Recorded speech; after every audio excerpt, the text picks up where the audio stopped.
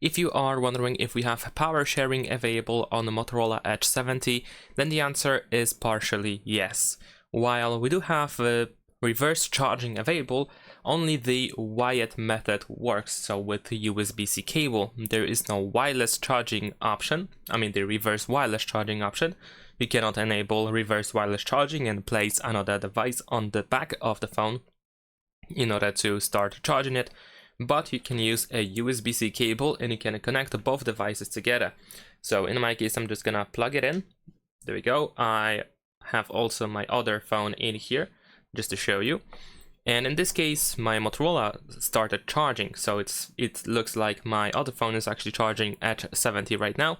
But we can go to notifications and tap on this notification about charging the device via USB. We can go over here, and then at the bottom we have charge connected device, so we can turn it on quite easily, and now we are charging other device.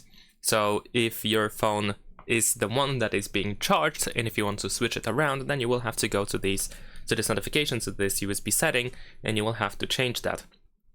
And that is pretty much it. Thanks for watching, leave a like and subscribe.